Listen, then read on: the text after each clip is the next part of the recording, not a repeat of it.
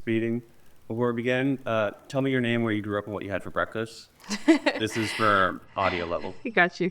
Hello, my name is Queen Jonathan Turbalon. I am from Kenner, Louisiana, and I had nothing for breakfast, so I can't wait to finish this on out. Rolling. My name is Tony. I grew up in New Orleans, and for just morning, I had 5 gum for breakfast. Perfect.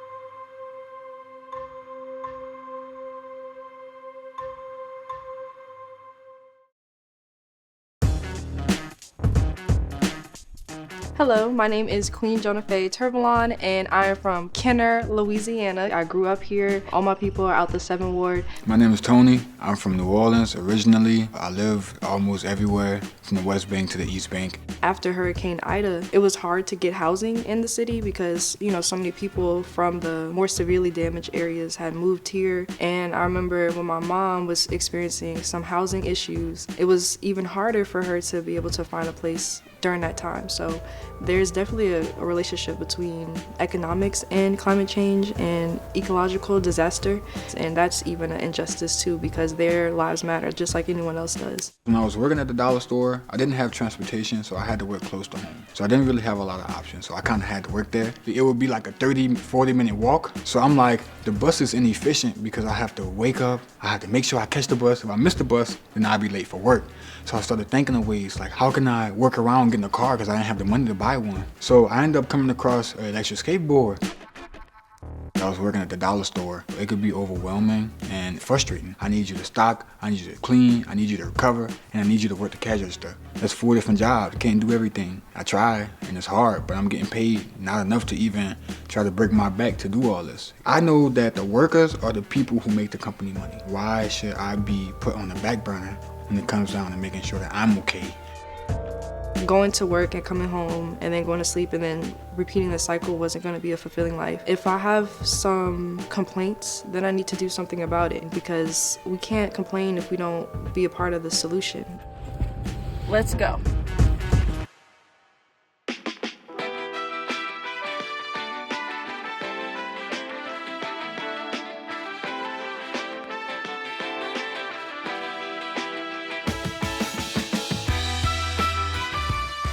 What inspired the creation of the Fall for Liberation campaign? That's a good question. It's a good question. To be liberated is to be free. We felt that people in New Orleans and the surrounding area needed to feel free from all of those things that held them back. So we created the OIT program, preparing folks who really want to know how to organize in a community and engage in people in a real way.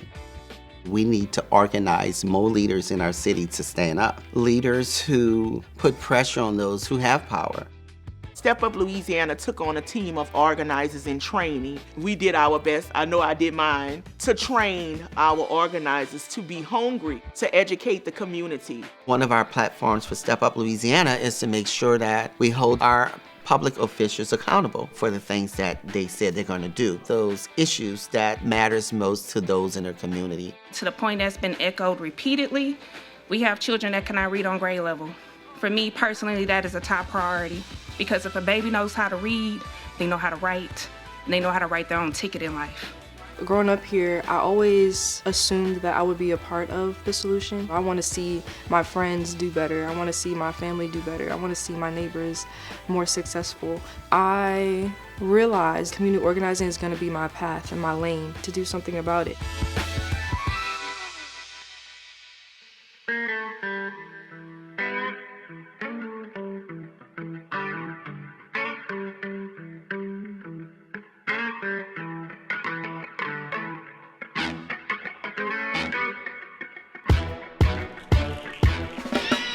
We experienced 2 weeks of training and getting fired up for organizing. Coming into the program, seeing everyone in the room communicate, not knowing each other for the same purpose, Step Up helped me to create those pillars for communicating with people. It led up to the moment where I had to knock on the first door.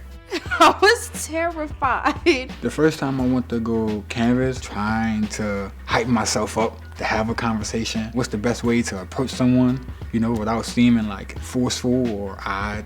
When knocking and letting them know you have a voice. It's power in numbers. If you join us, you will see change. There was this one time when I was out canvassing. We did the run-up just like we were trained, allowed space to just listen to where he was coming from. He had shared with us that he was formerly incarcerated. We told him that after 5 years, your rights to vote can be restored. And he didn't know that. And that was something that I learned in the OIT training program. And he wound up later joining Step Up as a member. I remember those conversations when people weren't trying to talk. Those conversations were draining, trying to talk to someone, they trying to get you to go away or not listening at all. But then we had those conversations with people. You start talking and you mention change and they take off with it. Those conversations made me feel great and made me want to keep going. Just with 43 participants, we were able to knock over 50,000 doors. I was amazed. I was like, wait, what? We knocked over what?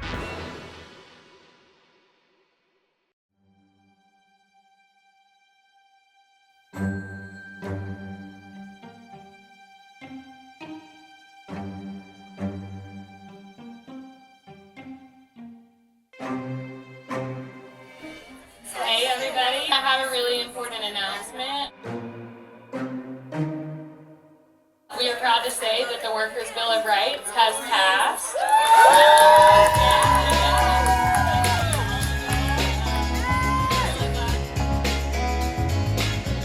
Orleans Parish residents voted yes on a Worker Bill of Rights, enshrining the right to a fair living wage, comprehensive health care coverage, and ability to organize a union for city workers.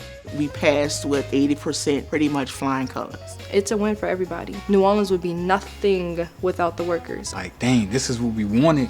And this is exactly what we got. And make you feel even better to know that you contribute to this. You knocked 3,000 doors. You had 2,500 conversations. You made a difference. The success means that we can do the damn thing.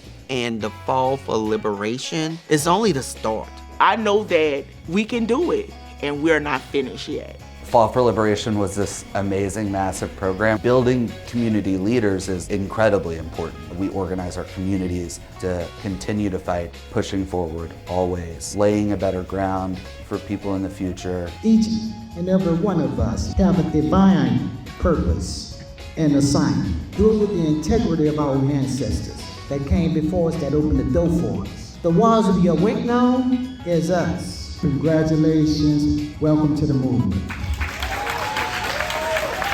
Going through Step Up, it kind of made you want to build relationships with the people around you. And something I'm going to take with me through life. There's a quote that I really like by Katie Cannon, and she says, "Do the work your soul must have." And I really live by that. If you're curious or you feel like your soul isn't being fully fulfilled in the type of lifestyle or work that you have now, please join a community organizing group like Step Up. Once you connect with the people, you'll start to see and understand that that's what you needed to have. Organizing looks like creating and building relationships, lasting relationships. Organizers organize others to lead, to teach, to inspire, to bring people together in ways that they've never seen before. Step Up is moving in a way that you're gonna see a change in our state like no other.